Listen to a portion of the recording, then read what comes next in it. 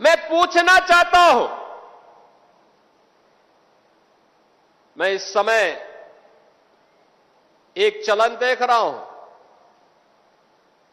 तमाम मौलवी और मौलाना इस समय एक बयान दे रहे हैं, कह रहे हैं गाय को राष्ट्रीय पशु घोषित करो।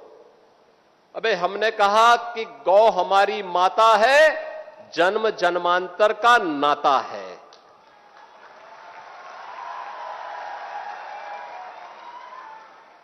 क्या मां और पुत्र के बीच में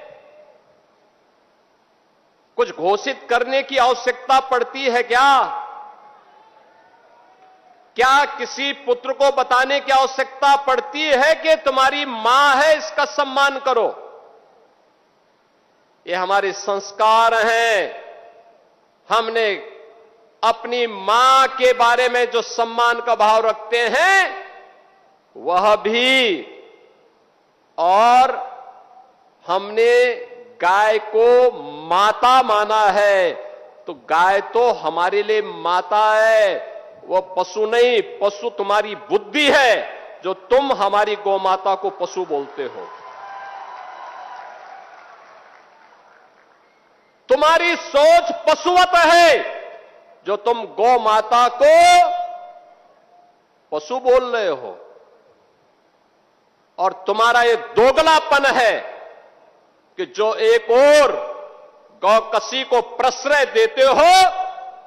मैं देख रहा था बकरीद में तमाम उनके चेले चपाटे अपने सोशल मीडिया हैंडल पर बकर ईद पर गौ माता का चित्र दिखा करके कह रहे थे कि बकर ईद की बधाई दे रहे थे। लेकिन मैं उनको बोलना चाहता हूं, यूपी में गौ हत्या का मतलब जान रहे हो ना क्या होगा? वो जान रहे हो?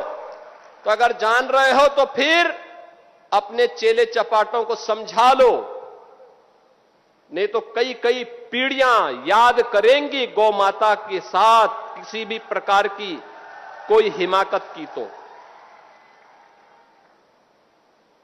मैं पूछना चाहता हूं, ये वही लोग हैं जो हमारी गौ माता को कह रहे हैं कि राष्ट्रीय पशु नहीं। अरे गौ माता तो स्वघोषित राष्ट्र माता है, उसको किसी को राष्ट्र माता घोषित करने की आवश्यकता नहीं। वैसे ही जैसे हमारी माता के बारे में किसी को परिचय देने की आवश्यकता नहीं पड़ती, जैसे गंगा माता के बारे में किसी को परिचय देने की आवश्यकता नहीं। हम सब गंगा माता की आरती करते हैं, गंगा पूजा करते हैं, अपने साथ गंगा पुत्र जोड़ करके अपने को सम्मानित महसूस करते हैं।